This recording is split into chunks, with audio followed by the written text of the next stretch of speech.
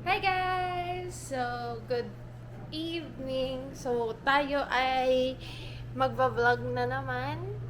Today is Leo's last day sa bedside nursing job niya.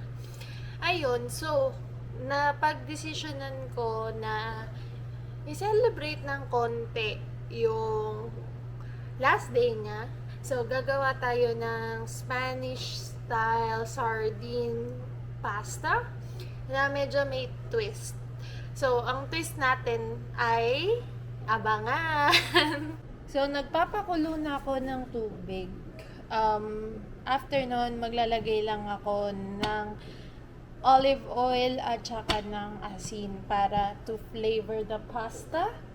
So, ito nga pala yung mga gagamitin ko. So, we bought this sardines in oil, Spanish style sardines.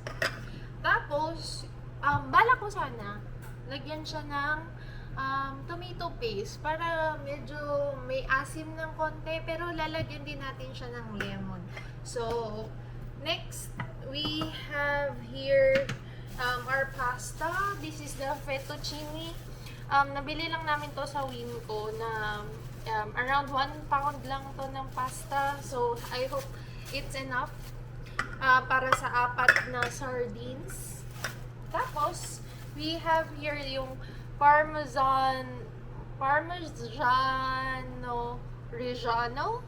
So, Parmesan cheese siya. So, isang uri pa siya ng Parmesan cheese. So, ang dami niyan. Next, maglalagay tayo ng spinach and arugula para sa greens ng ating pasta. Also we'll put cherry tomatoes.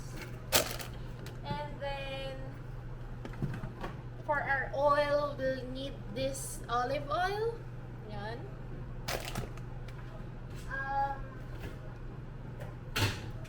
Lastly, ang kailangan natin ay garlic. So, sobrang simple lang ng recipe na to. So, papasarapin lang natin with the pasta cheese, sardine oil, and then the tomato paste. So, sobrang dali na lang. So, unahin natin i-drain yung ating sardine pasta. Tapos, isasama din natin konti yung oil nito pag nag-gisa tayo. So, i-drain lang natin to. There you go. Kita nyo ba? Sorry, hindi ko kasi pansin kung in-frame pa siya. So, ito yung ating sardine.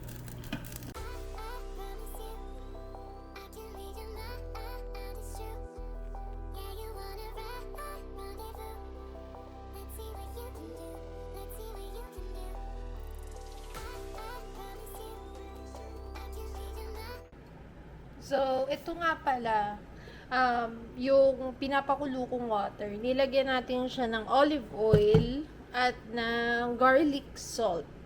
Bakit garlic salt? Para may lasa na yung garlic, ma-infuse na yung garlic sa ating pasta. Kasi we need lots of garlic when preparing this pasta. So, para siyang alio olio. So, one way to infuse that flavor is to put garlic salt sa ating pinapakulong tubig. Hi! So, habang inaantay natin na kumulo itong pasta water, mag-update lang ako. Alam nyo ba, magra-rant na mag-story time. Alam nyo ba, nung nakuha ng asawa ko yung trabahong to, sobrang suntok sa buwan. In the first place, ang hirap maghanap ng remote desk work para sa mga nurses katulad namin. And ang daming nagla-line up para sa trabaho na yun. Nung on the day ng kasal namin, or nung preps ng wedding namin rather, nag-notify sa kanya yung Indeed, yun yung website kung saan niya nakuha yung trabaho, but within the organization ng current hospital niya. So, yung Indeed, nag-pop up. So, there's this position, the clinical documentation specialist position, open sa current hospital kung saan siya nag-work. So, nung nakita niya yung qualifications, which are bedside nursing experience, preferably meron kayong knowledge sa CDI, but if not, meron naman silang, nagko-conduct naman sila ng training as confirmed during the interview. So, doon na-confirm natin na okay lang kahit walang CDI specialist, CDI experience needed. Pero, alam mo, ang maganda kasi sa experience ng asawa ko, meron siyang medical billing na experience. Actually, hindi nga niya yun dapat sasabihin, and wala siya sa niya, sa resume niya. Sabi ko sa kanya, alam mo, dahil nga naging utilization review nurse ako, sabi ko, maganda yan kasi parang same lang yung trabaho na yan. Kailangan may familiarity ka sa mga CPT codes. So, guys, kung gusto nyong makapasok sa ganitong klaseng trabaho, dapat meron kayong konting alam before the interview para maano nyo siya, makuha nyo siya. So, sabi ko sa kanya, para alam nila na familiar ka sa mga CPT codes, sa insurance, sa billing. At least, yun yung maging edge mo sa ibang candidate. Thankfully, parang yun ata yung nag-click sa kanila kasi nung kinausap namin yung ibang mga applicants, kasi mga doon din naman sa organization na yun. Alam mo yung mga nakalaban niya sa position na yung mga head nurse, mga managerial role na talaga. Pero, nagtataka lang si Leo, bakit siya? Bakit siya yung nakuha? Kasi yung iba, mas matagal yung experience nila sa nursing. Si Leo, parang 10 years lang. Yung iba talagang, veterano na, mga more than 15 years. Pero, siguro yung maganda sa kanya is, meron siyang medical billing experience. Not really sure, pero tarang yun lang yung nakikita namin nakakaiba sa experience nung iba. Tapos tinanong din siya actually nung interview niya kung meron ba siyang management experience. Wala din. So parang isipin mo, yung mga head nurse, yung mga kalaban mo. Tapos ikaw pa yung nakuha na mas matagal yung experience nila, mas matagal na sila sa US, yung iba, Amerikano pa. Syempre, what sets you apart from those candidates, diba? So, yun na nga, nakuha niya yung job. After a week later na nag-email yung HR na nakuha niya yung position, and we were overjoyed talaga. Sabi nga namin, swerte na nakuha namin yung trabaho na yun. Oo nga pala, yung for the interview nun, tinanong nga din pala siya ng mga situational questions na dapat kung nasa bedside nurse ka talaga, ay masasagot mo siya. Pero very complicated ha. Buti na lang talaga si Leo, very quick on his toes talaga. Magaling siya sumagot. I must say, talaga siya. Very quick to answer those questions. So, yun na nga, nakuha niya na yung trabaho, nag-background check, pero dahil nga within the same institution lang yung transfer niya, feeling namin malaking factor din yun kung bakit siya yung nakuha. Kasi nga, di ba may mga budget yan yung bawat department. So, kung ako, mas mapipili na lang ako ng ita-transfer kaysa sa kumuha ng iba na magbibigay pa ng relocation package, ng signing bonus. Okay na yun. At least si Leo yung nakuha, di ba? So, ayun na nga, nagkuha na siya, may background check. Tapos,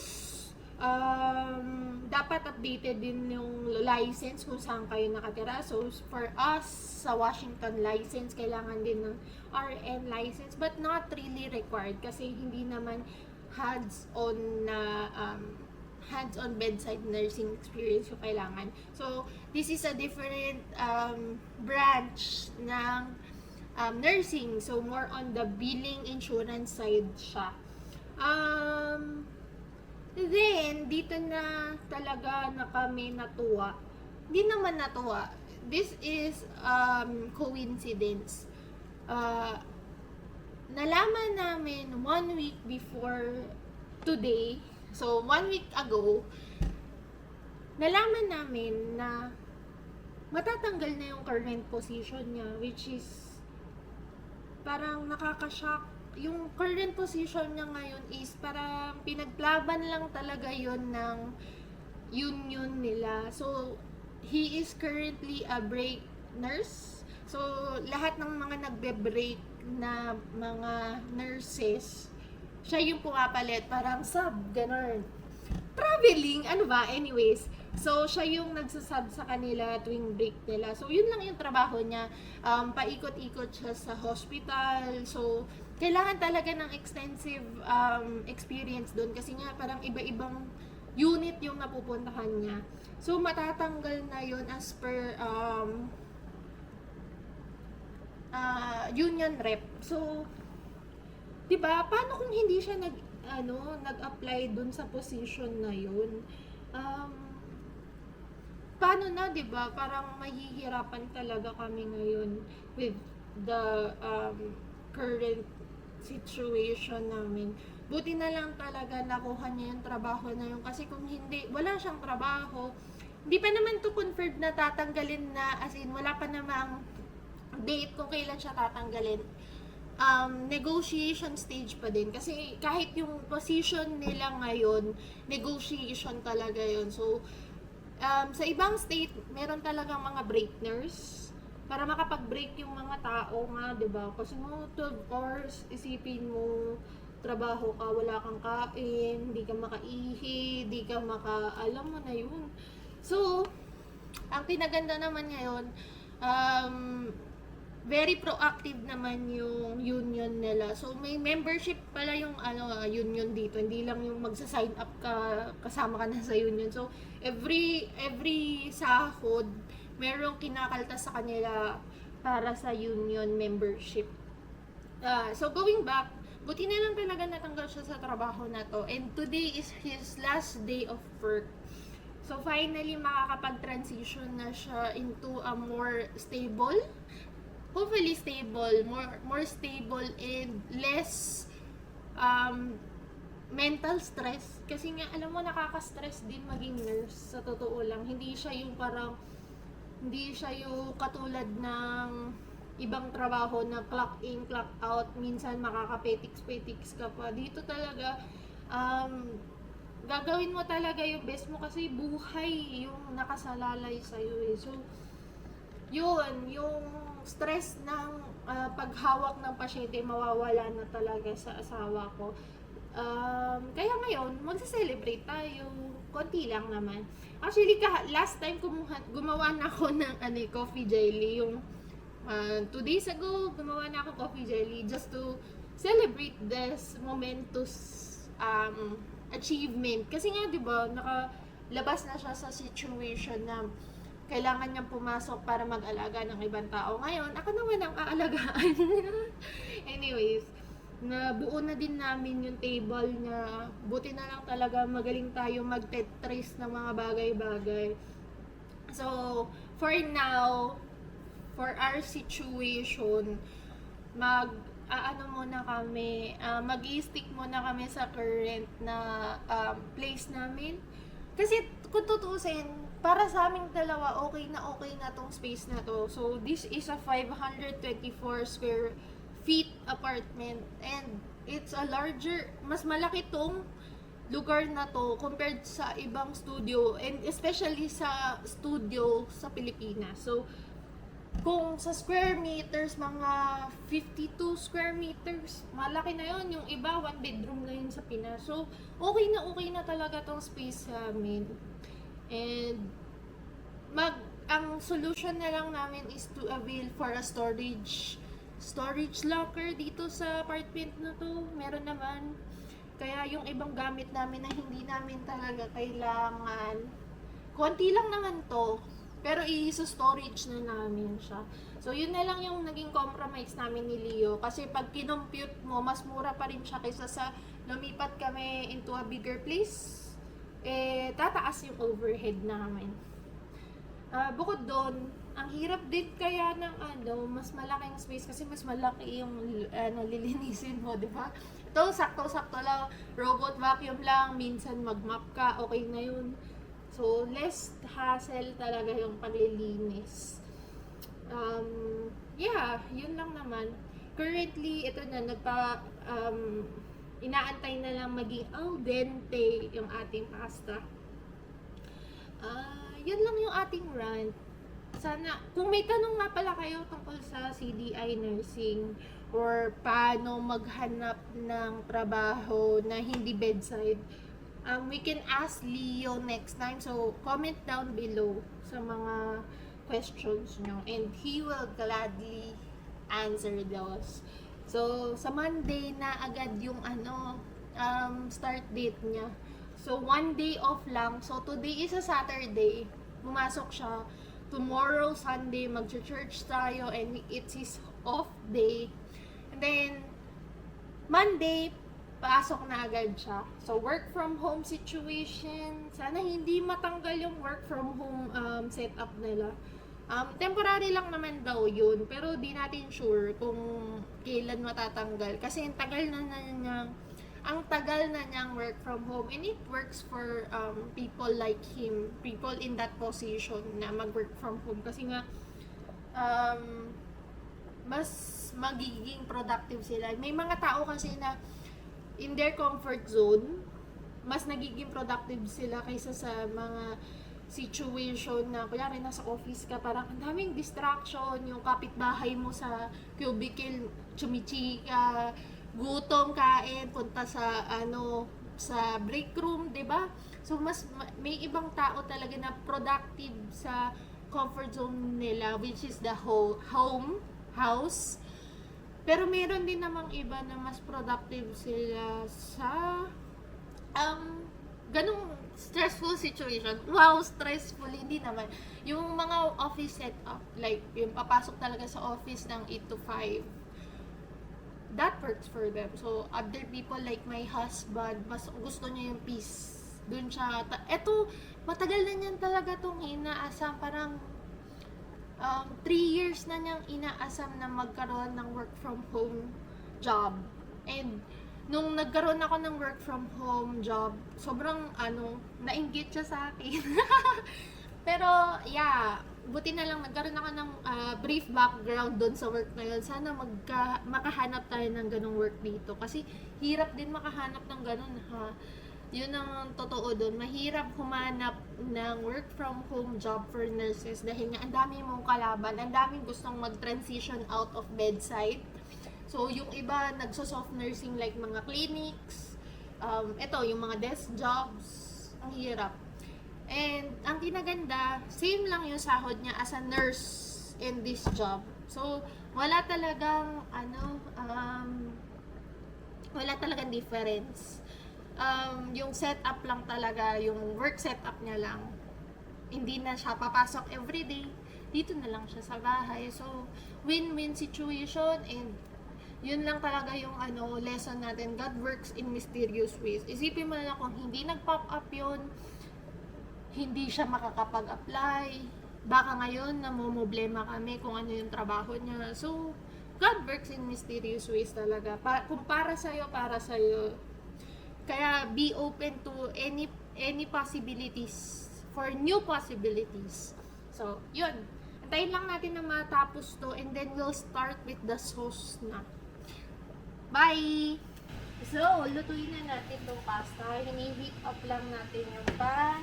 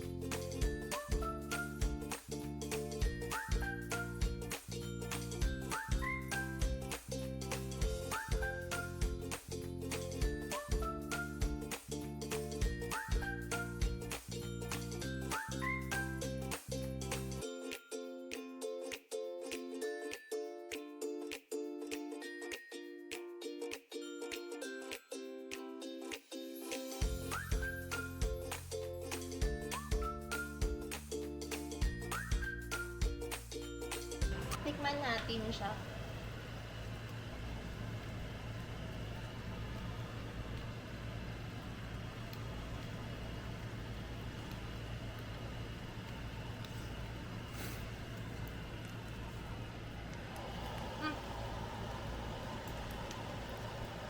Habang sarap niya, hindi siya maalat. Saktong-sakto lahat ng ingredients natin. So, mamaya babalikan ko kayo. Papatikim natin kay Habi. See you later.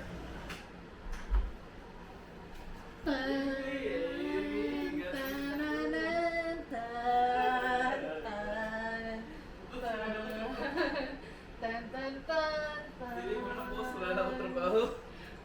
Ayan ba yung ano natin? Alam mo, Mag-hi ka. Mag-hi ka sa YouTube. Lasing niya na ng market. Wala na akong trabaho. Ito yung binigay sa kanya ng mga ka-work niya. Yay! Mag-video ka na sa kanya. Nag-YouTube ka pala. Maraming salamat po. Mag-video ka sa mga fans natin. Hello fans. Mga ka-work niya. Mas wala na akong trabaho. Last day. Siyempre. Kaya na tayo, wala. May fan shit. What's it ba yan? Hindi. Ano? Parang maiinis ata ako. Lomi? Ano Hindi. yan? Pansit yan. Ano, ramen? Ang hirap naman. Ano yan? Salamat po. Titikman na natin yung gawa nating pasta. Okay, titikman niya na ang ating ginawang pasta. Let's squeeze out lemon. Wow. Ano, tanggalin lang natin yung buto. Baka Okay lang makain. yan. Parang tequila. Okay. Tikman mo na. And we also fried up some calamari from Winco. Ba't naman? Salamat, baby. Love you. Tikman na natin. Itadakimasu. Siyempre natikman ko na siya nung nagluluto ako. Pero I want to get your opinion. Mmm. Sarap. Teke Ang pang sarap. YouTube ba yan? Pang YouTube ba yan? Napakasarap. Napakasarap, Hindi, Kuya masarap Eddie. talaga. Ano no? I mean, sakto yung Sarap. ratio niya. Ito ba yung gawin natin pasta? Sakto yung Ito ko itong live lang ratio. ito. Diba? Fettuccine kasi yan. Kain Wow. tayo, itadakimasu. Siyempre mas marami yung atin. Tayo ang nagluto, so dapat mas marami yung portion na. Ano itong gulay? Arugula and spinach. Saan nakakuha nun? Sa Winco. Yung arugula? Mm-mm. Bumili pala tayo nun?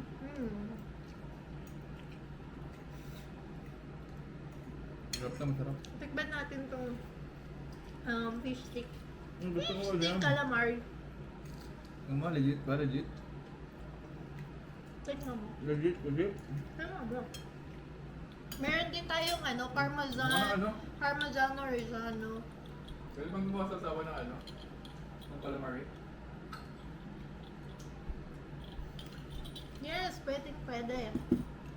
Pwede mo muna without it. Promise. Habang sakto lang yung lasa niya. Siyempre, i-edit na to ngayon para mapanood ng nanay ko. Shout out ulit sa nanay ko. Lagi nanonood nila, binabagyo daw sila dun eh. Nakita ko eh. Hindi ba binasa inyo? Hindi. Sa amin binasa eh. Saan ba hindi pala sa Cavite din? Stay safe sa mga kababayan natin ngayon sa nasa Manila. Praying for your safety.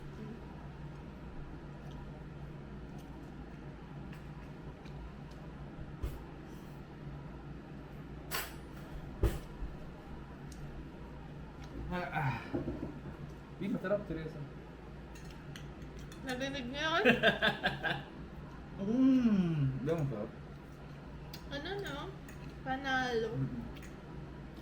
Masarap. Gusto ko pa ito kaysa Olive Garden. Tapos nilagyan ko to ng tomato paste. Kaya medyo, bukod sa lemon, medyo may asim na siya talaga. Inig. Dapat na. Mm. Original. Parang siyang fish stick. Pero ano siya, calamari. Hindi, lasa mo yung ano eh. Hindi, yung Legit itong pusik. fish stick yung ano niya. Yung Ah, form. itsura, oo. Fish Parang stick. galamay niya. Pero legit, pusik. Kain lang kami. Thank you so much sa pagpapanood ng aming short vlog. Ano, nagluto lang talaga tayo to celebrate Leo's last day sa work. So, Leo's last day sa work. Tama naman ah. Pinento ko sa Same. kanila yung pagtanggap mo ng trabaho, yung Same ano mga... lang naman yun. Same hospital lang naman. Yeah, sinabi ko na yun. Nakakwento ko na sa kanila. Nag-story time tayo. Different kind of job. Per work from home. Anyways, if nagustuhan niyo ang aming vlog, please like and subscribe and comment down below if na-try nyo na yung recipe namin. Alright, thank you so much! Sabi nyo magluto nito? Thank you so much! Say bye-bye! Bye-bye! Bye-bye ka na! Hindi ko magtatapos hanggat di ka nagbababay. Bye-bye ka na! Bye-bye!